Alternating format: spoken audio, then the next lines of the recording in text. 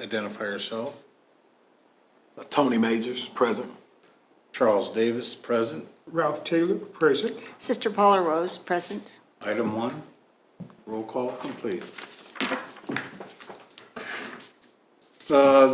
Number 2 on the agenda is a vote to approve or disapprove the minutes of the June 12, 2023 meeting minutes. Do I have a motion to vote or to approve or disapprove? I would move that we accept the minutes from our last meeting. I second the motion. I have a move and a second to vote to approve or disapprove. All in favor to approve, say aye. Aye. And identify yourself. Aye. Sister Paula Rose. Aye, Ralph Taylor. Aye, Tony Majors. Aye, Charles Davis. Vote to approve, none to disapprove. The minutes for the June 12th meeting are approved. Moving on to the third portion. Do I have a motion to open the public hearing of the 2022 CAPER? I would like to make a motion that we open the public hearing. Do I have a second? I'll second it. I have a motion to open up the public hearing. I have a second. I'll vote to open the public hearing by identifying yourself and your vote. Tony Majors, I vote we open it. Charles Davis, aye. Ralph Taylor, aye. Sister Paula Rose, aye. The public hearing for the 2022 CAPER is now open by vote. And I'll send it to you.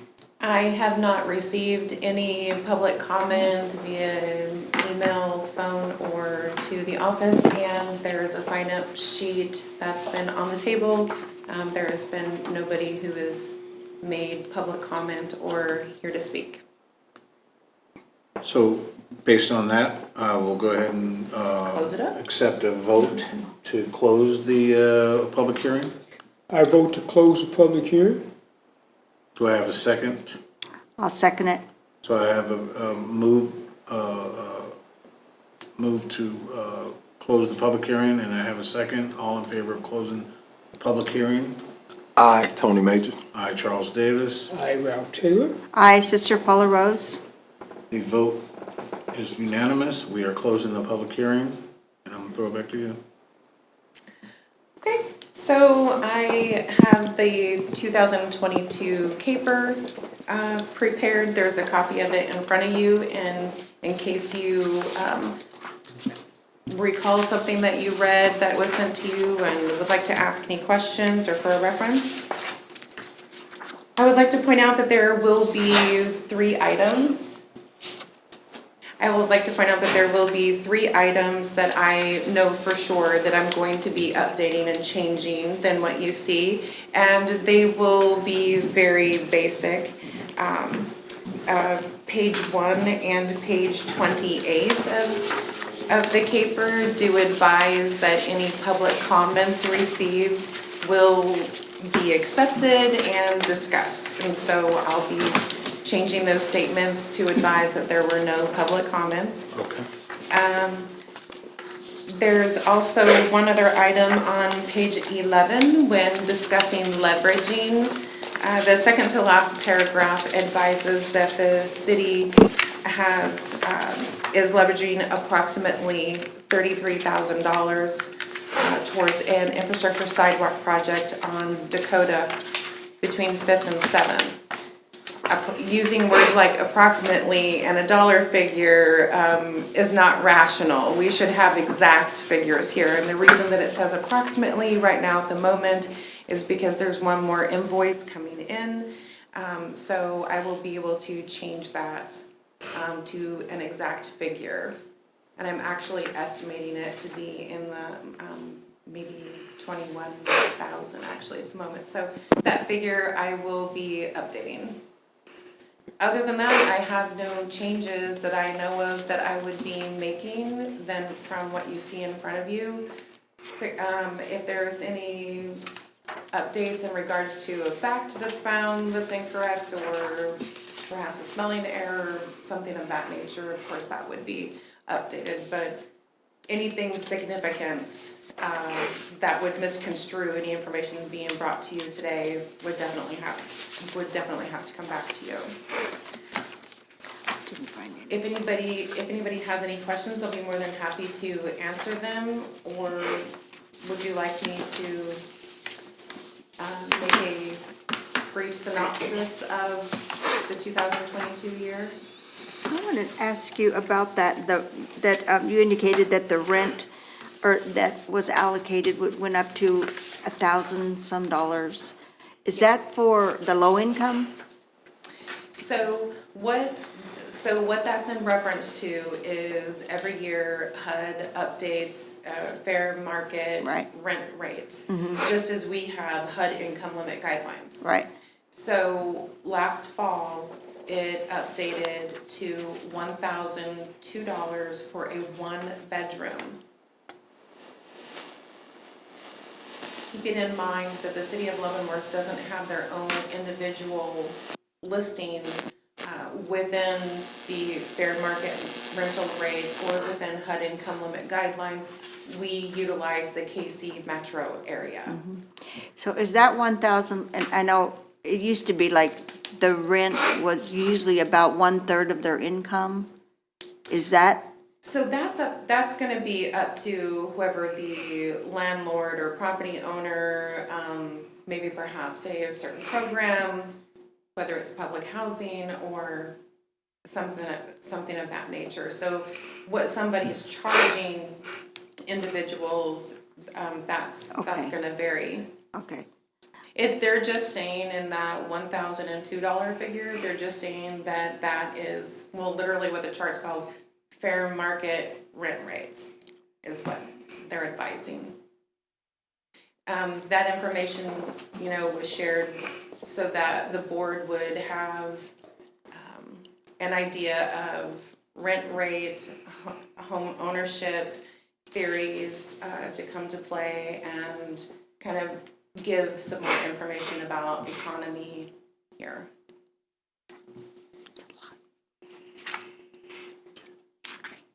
I have a comment on the Public Works Department there on page 11.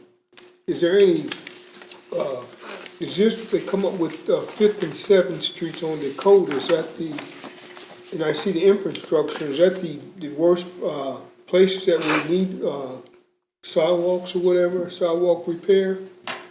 Or is that something, how did we come up with this figure right here, how they determined? How did they determine this Yeah, figure? how they determine this? Well, so our CDBG funds helped pay for, I will tell you, it's on Dakota Street on the south side of Dakota, right where the sidewalk is, between 5th and 7th. So on the east side there on 5th, you have the early education elementary school. And then going 2 blocks over, down 5th, 6th to 7th, then you have St. Vincent Clinic right there. So that's servicing elementary school, local businesses, churches, and medical care. So the reason why we use CDBG funds into that area right there was because that was a planned location already that the city had planned on redoing the infrastructure there. It needed it really bad, and I have great before and after pictures if you ever want to come into the office and see them, to see the differences. So we jumped in on that because infrastructure projects, and you've been on this board for enough years now, infrastructure projects are not something that have been happening every single year. So I have a goal that we're spending funds every single year towards an infrastructure project. So we got in on that as an opportunity to expend funds. So why that particular location? It was an available location. It was also requested by the city manager that we help with that. That whole northeastern section is considered an opportunity zone, meaning there's, I don't want to misspeak here, but I can tell you an opportunity zone, that is the only opportunity zone we have in the city. It means that there's a high rate of low, moderate income persons. We have elementary schools, we have churches, we have medical care. it's an area where we want to make sure that we're providing safe structure, sidewalks, ADA compliance on the corners, and safe ways for travel. It's also a food desert. Pardon? I said it's also pretty much a food desert. That has been a very hot topic for a long time. Yes, yes. So why that particular location? It was plans that was ready available that we could expend funds on. Does that answer your question? And Yes. as far as the approximate money that we have in there, we spent $44,000 of CDBG funds, and you know, as you can tell in here, they spent the funds for planning, and they spent the funds on spending the time going out there and monitoring the crew. Their administrative side, they didn't, you know, come back and then have CDBG funds asking a plan to cover any of their admin. So that's all leveraging. So our CDBG funds were able to acknowledge all of that and capture it as some leveraging, right? Because I am your community development coordinator, paid with the admin funds, and I didn't make those plans, and what have you. I just ended up working with the staff in order to complete our part of requirements by HUD. So it's my understanding with all that being said is, St. Vincent Clinics is gonna stay put then, it's not gonna move. To my understanding, St. Vincent Clinic is where they're at right now. I would have caution speaking for another agency, right? I understand. And the last that I have heard, you know, I know that there was talks about them possibly relocating. The last that I have heard, they are, you know, they're where they're at right now. I would feel a lot more comfortable catching up with them on that subject. Well, that was my concern, Yeah. because like the word on the street was they was looking for another location, or they possibly. Even if they left, that is an ideal location for us to be spending funds on. And as a matter of fact, this next coming year in 2023, I want to do another infrastructure project up there in the same area, just a little bit more east on the other side of 4th. We have these funds. We should be utilizing these funds and making sure that we have safe sidewalks and walkways. So I was gonna add, that's what I was gonna interject after you all had finished. How are we going to select what projects it is? If your goal is to do a project every year, what's the process for us to kind of know and understand what these are? And you spoke to what's 2023 funds in there for. So do you have projects already kind of figured out somewhere around the city that we can? I do have another area that I'm wanting to do. Public Works has basically advised me that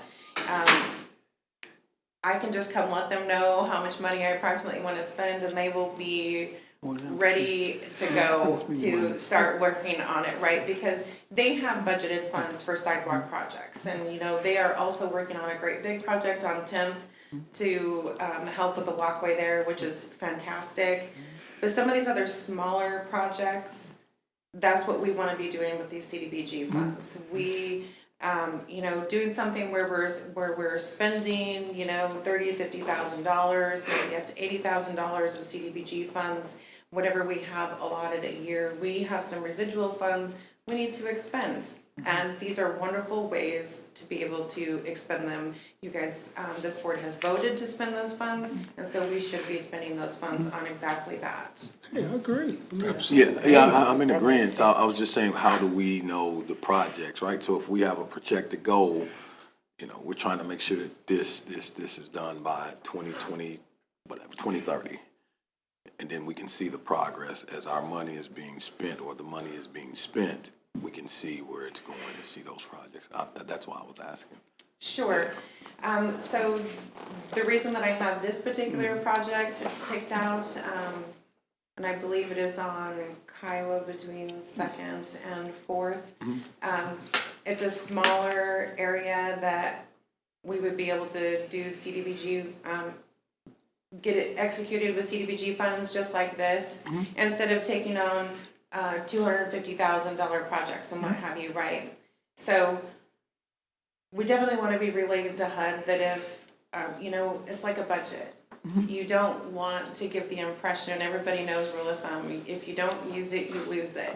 And while they're not going to take, while they're not, you know, advising that they're going to take it, we want to keep showing that we're spending it instead of waiting until we have money saved up to a $200,000 project. Correct. And so that area of the city is very easy to do these small locations for this, and it's very easy to get environmental reviews done and get it approved. And like I said, it's in the opportunity zone, and that's really good pats on our backs to be making sure that we're addressing the opportunity zone.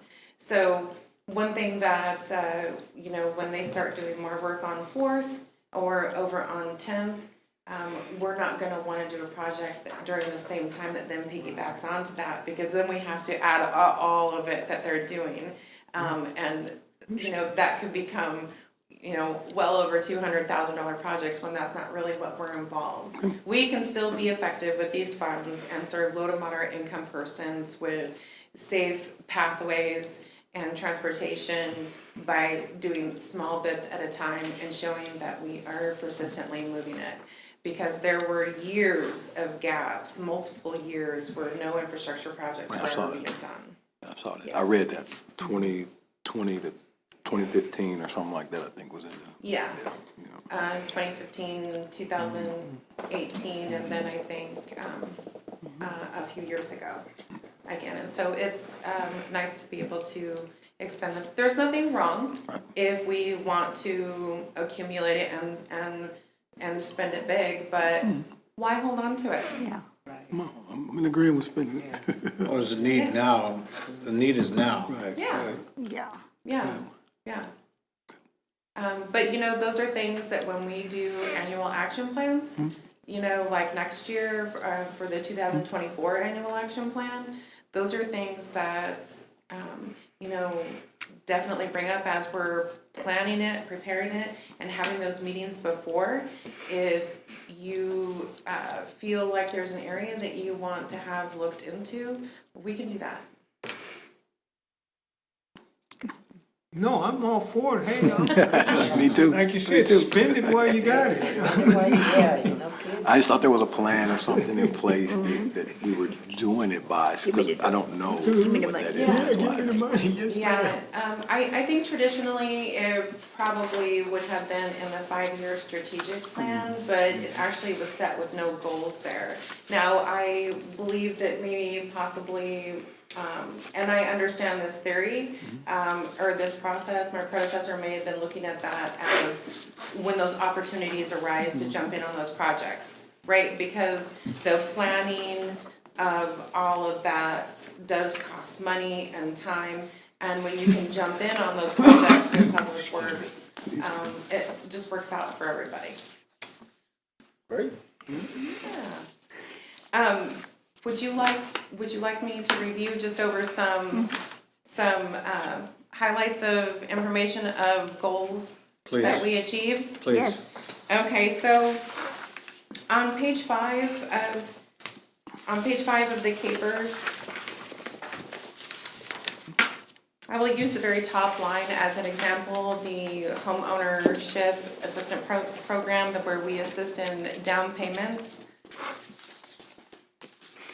The first unexpected strategic plan, it is a colored column there, right? It says 25. That strategic plan that's listed as expected, actual, and then percent complete, that is our 5-year plan, right? So over 5 years, and this was 2022 grant year was our very first year of our consolidated strategic plan. So we had a goal to have 25 out of the 5 years, and this first year we had 5. We helped 5, which is good because that's right on target. We had a goal of 5 for the year, right? That figures out 5 times 5 is 25. So that worked out absolutely wonderful. We hit 100% target. even regardless, I'm sure you read a lot of the narrative of how interest rates were going. It's really been very surprising. I'm thankful that people are still able to get out there and get home loans and become homeowners and invest here in Leavenworth. Freddie Mac market survey rate this morning was 7.12. One day last week, it was 7.23. So that's giving you an idea of somebody with decent credit. This is considered to be a fair interest rate. So even despite that, most of the people, we had one person who closed at 7%. Most of the others closed at 6% or slightly less over this last 5 years. We did have a total of 12 applicants during that program year.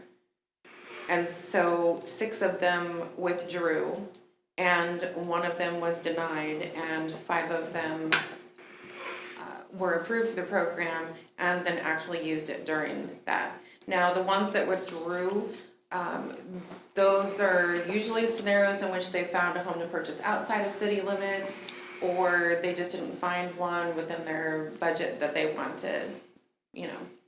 And that's generally what has happened with those. The one that was denied was strictly just because of their income level was too much for the program. I usually can do a really good job with trying to help people when they're up calling and wanting to talk about what to do to apply for the program by helping them find out if they have some minimum qualifications. This helps citizens, not go through the whole application process if there's already something that we know immediately that they're not qualified for. And so I don't see any reason in putting somebody through that. So, but if there's just a slight chance that somebody might, I always encourage them to apply. But so we only had one that was denied for income level being too high. So then our next goal, it was home repair. So we have a goal to serve approximately 11 every year. This year we served 8. That is not because we were shy on applications. We had 14 total applications. 5 withdrew from the program, like after they were approved for the program, they withdrew. Sometimes people do this for various reasons. They just decide they don't want to do it because they don't want a lien in place. Sometimes it's because of the fact that they don't have the funds available to cover the cost of what cannot be taken care of. For example, I had an individual who, it wasn't just their roof, it was the whole top of the house that really needed to go, well, we can't grant that amount of money to one individual home, right? This was a total reconstruction, and I think they got there was an estimate of like $60,000. Well, therefore they withdrew. That would be an example. A drastic example, but an example. And out of those 14 applications that came in for home repair, only 1 was denied. It was for financial. They made more than the HUD income limit guidelines advise. And so we're sitting at, we have 8 out of the 11, so we're sitting at 72%. Pretty good. But we have an opportunity, we have 4 more years to go to get moving along with this. And I've had an First City Connection. One of the things we're doing to resolve this matter is, number 1, you guys all voted to up the amount of the award that I honestly think is really going to end up helping not only expend the funds, but also give a little bit more attention that we can maybe complete some of these projects, right, without them having to dip into some other kind of resource. Another thing that is being attempted to repair that and hopefully get those numbers up a little bit high is First City Connection. Our public information officer sends those out. You may have all, received them in the mail. She did give us half a page, and so we did give a lot of information about this home repair program in there. I'm hoping the next time that we get one out, I am requesting 1 whole page with large print. specifically on the home repair. And then just to loop back around to the home ownership, we have already closed on 2 this program year, which is great. I have a lot of applicant action going on with home repair, but no projects for sure in place right now. But we're moving in the right direction. It's going to be a very big focus. Neighborhood stabilization, kind of following up with what board member Majors had advised, where do we know these are going to be occurring? Well, there weren't any strategic 5-year goals set. I think that's been somewhat of a common practice that these funds were hopping on and the opportunities where they could be. But nonetheless, we were able to serve according to the census information that's pulled for the opportunity zone. Just doing that sidewalk there on Dakota from 5th to 7th is, according to the figures from census and HUD, would serve 1,460 people, which is amazing. Amazing. Yes. Yes, and it is so much safer, and it's not just the look of it. Of course, the look is appealing, but it is so much safer. And there were sections there where there may have possibly have been brick sidewalk underneath, and it was all dirt, but now it is, compliant sidewalk and nice, flat, safe level for the kids to be able to walk to school. So it's good. Our program administration, obviously, I was here and did that, so we met those goals. Did you though? They're public service agencies. So we're at 79% of the annual goal, of where this is not necessarily bad, but I will tell you that especially after this program year that we're in right now, right? One of the things that I had told you when I took this position is that we were focusing on compliance. So one of the things that we might be seeing a little bit different, and it's possible I may come back and ask for a substantial amendment to the 5-year plan if this next year comes back reflecting a figure like this. Here's why. The statistical data sheets that we give out to our public service agencies, and we ask them to tell us how many people you served. An agency might utilize all of the CDBG funds that they get within 6 months, but they still have to report that whole entire grant year to us. And we want those figures, and that's great.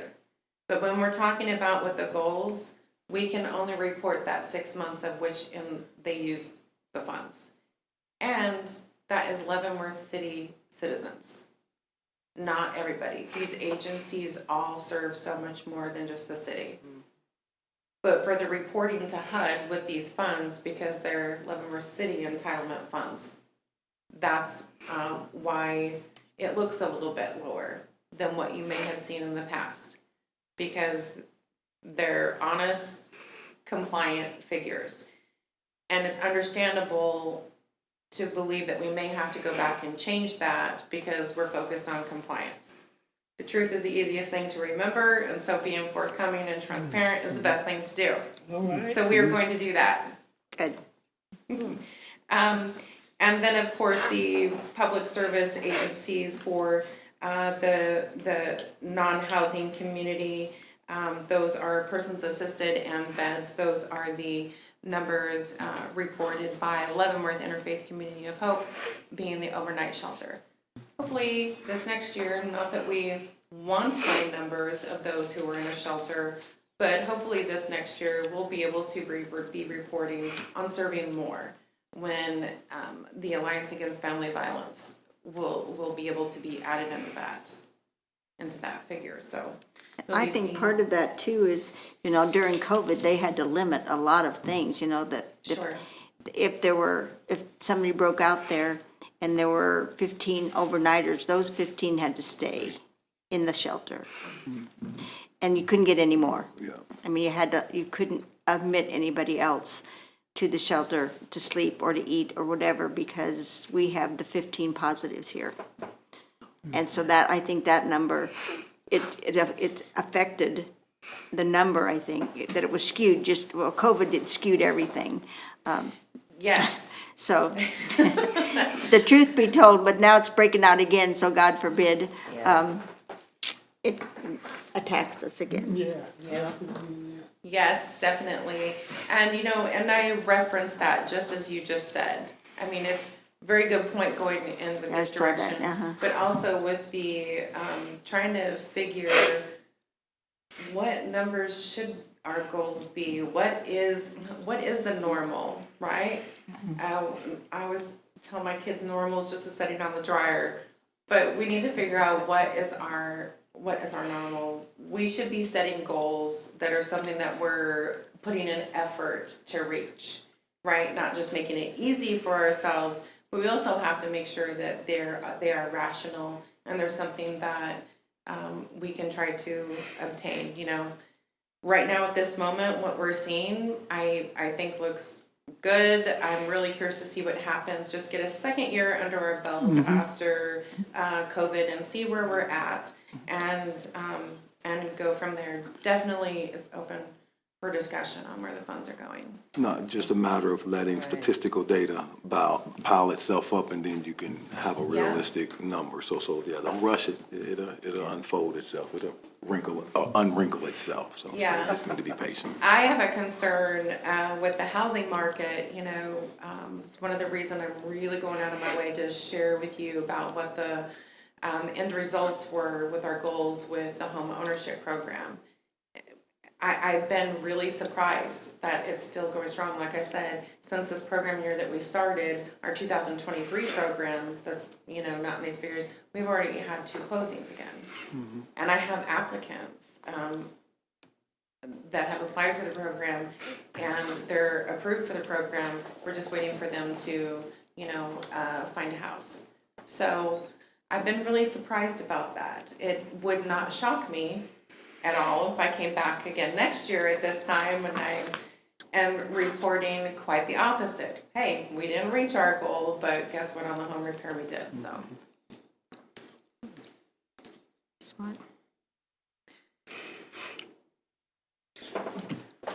If I may interject, great, you're doing a wonderful job. Just for the board, I was able to visit the different agencies that apply for grants. And I will tell you this, the agencies that apply for the grants, which I visit all of them except one, but they are doing an amazing job. I mean, oh man, you ought to visit one-on-one. They just took me through the whole operation. And it was, hey, I definitely will. If they come back and ask for more, I have no problem. I mean, seriously, I have no problem at all. I wish we could give the board to our entitlement, our whole entitlement figure. Public service agencies are capped at 15% combined for all of them. So we cannot award more than 15%. Right. So yeah, there's a lot of times I'm like, I wish we could give them more and do more things. But I think it has been very serving here.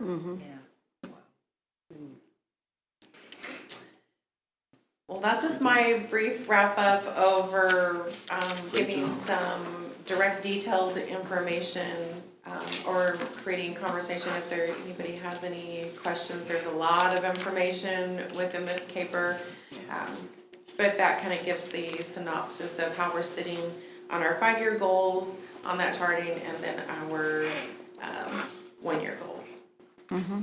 Well, I know I speak for the board when I say we appreciate the effort and your due diligence in ensuring that this was at the level of quality, and obviously, like you said, you were here and you did the work, so we appreciate that. I appreciate that. This board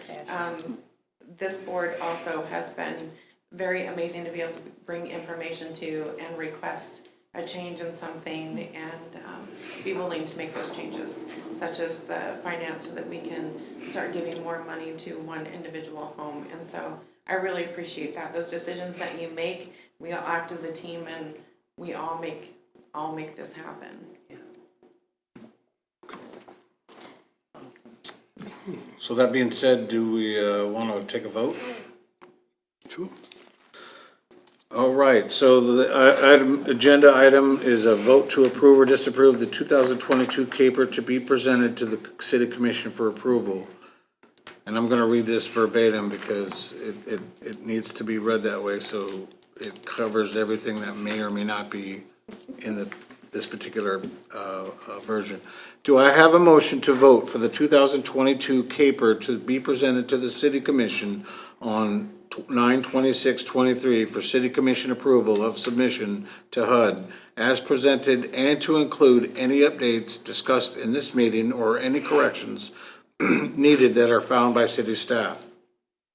I'll make a motion that we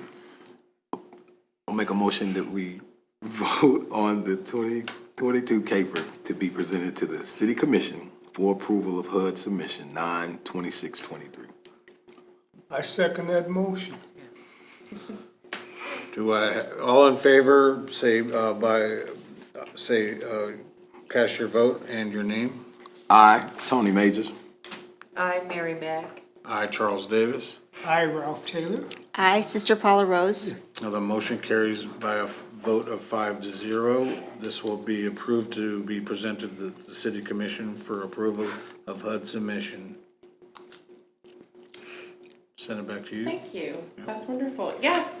Okay, so we did have 4 board members that were reappointed, and their terms are good until August 31st, 2026. So that's Mr. Mike Suford, Charles Davis, Sister Paula Rose, and Brian Keeley. So very happy, and I'm very excited. I think we have. I'm a little partial to the folks in this room and the 2 that are not here. So I'm very excited about that, and thank you very much. We have a great group here. So just wanted to acknowledge that, and the other item that I need to make sure that you're aware of is it is that time of year to decide chair and vice chair for this board. It could be individuals that are still in place. You can give a motion to keep individuals where they are. You can give motions to change it. There are no rules about how many years people can be in, but this is something that should be discussed amongst yourselves. This is a board decision if you all want to mix it up. It is entirely for you all. So we'll take the time to discuss it now. Yeah, All right. yeah. Discuss, and if somebody, when you get to the point, if somebody has a motion for chair or motion for vice chair, so be it, if everybody's comfortable, and Don't be looking at me.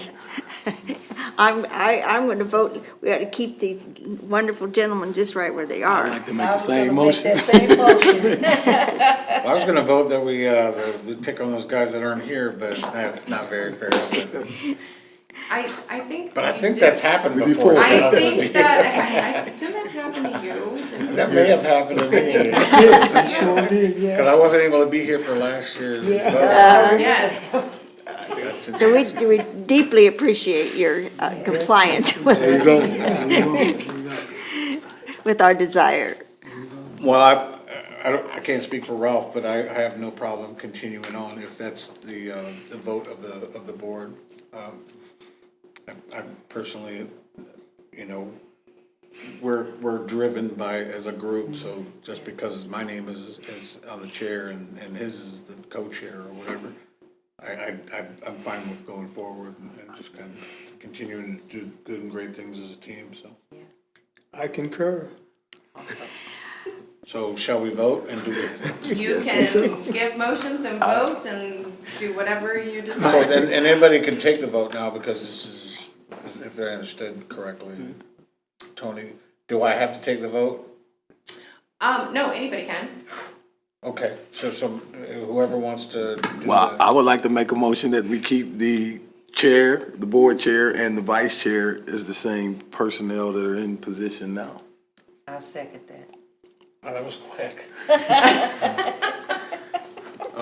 All in favor of maintaining the board chair and the vice chair in the position for the next calendar year, is that Yep. correct? Yeah. All in favor say aye, all against say nay. Please vote with your name. I, Tony Majors. I, Mary Mack. Aye, Sister Paula Rose. Aye, Ralph. Aye, Charles Davis. Motion carries. The board chair and the vice chair remain the same. On to the next agenda item. If I could comment before? Please. Thank you all for the great job that you're doing. Absolutely. Whenever the water keeps flowing, that's a good thing, right? So I Yeah. thank you guys for what you're doing. And Absolutely. Thank you that you accepting it for another year. It's definitely a team effort. Yeah. And the longer you get a chance to do things for both of you, you'll see how it, there's some study sessions, there's some, it literally, I'm like Ralph, I haven't done that, I haven't gone out to those, but I'm going to, but I also think it's those little things like he's saying that, you go and do those things and you become a little bit more passionate, not that we're not passionate already, I think she sees the, True. like going and do that math homework. But no, I know I speak for everybody when I say that. It's absolutely a team effort. It really is. And I've been in every single one of them and more that don't even apply. And really, our city is small, but boy, we take care of our own the best we can. And there's so many generous people who, they may not have a lot of money, but they got a lot of time. And our churches are really, really great volunteers who put themselves on the line every single week to bring some joy to somebody. And living or working down at this shelter, I can't tell you how those meals just magically appeared every single day. From somebody had a wedding, well, let's give the leftovers. This is all catered, wonderful food, more than the homeless would ever be able to afford or get. And when you have steak and fried chicken in the same day, you are eating good, high on the hog. And it just gives you a testimony of who all of these that we serve, the people that we serve in the city, and it's throughout not just the ones that apply for funds, but everybody, all the others that contribute to those organizations who do apply. Yeah. good. And bring food and clothing. Catholic Charities gets donations from everybody, and they spread it out. They don't keep anything, they give it Yeah. away. Yeah, I have to piggyback off of what she said. I say that everywhere I go and everywhere I speak, this is a very giving community. A lot of people don't see that, but we do. We know that. And I think that's what really matters is, that you see the people out there giving Yes. of their time and of their resources. And I've visited the Rotary Club even and given a talk down there for some charities that I sponsor, and honestly, they are just wonderful business owners who just can make you cry. That's all I can say. Just of their generosity and their giving and their concern for their fellow man, not just in this country, but I've traveled to Africa, Uganda, and bring nets, mosquito nets and blankets in honor of the Rotary Club, and it's like, what? It's wonderful. Good. It's just a blessing, just being able to, as everyone stated, just being able to serve the community. And give back, and for us, the board members here, hey, I'm just considered the liaison between you and I. Yeah, I So gotcha. where you don't go, I'll go, Yeah. or whatever. It's just great working for a team, a great team. Yes. And I Yes. mean I that from the agree. bottom of my heart, and of course, Julie, definitely. Thank you. Consummate professional. Yes. Yep. And that being said, the next meeting will be held at, Not another meeting until February 12th. This will be the process where we will have our first public hearing about unmet need in the community. So anybody would be able to come and speak and talk about that very thing. So it'd be, hopefully we do have people that wanna come and share some information so they can be taken into consideration. So when we make our annual action plan the next year, we are taking that information under advisement and hope that they are things that we can do with the CDBG funds. So, yeah, that's all I have right now. Item number 9, do I have a motion to adjourn this meeting of the Community Development Advisory Board? I make a motion that we adjourn. I second it. That was quick. All in favor to adjourn the meeting, say aye with your name. I, Tony Major. I, Mary Mack. Aye, Charles Davis. Hi, Ralph Taylor. Hi, Sister Paula Rose. Motion carries. Amen. We are adjourned. No.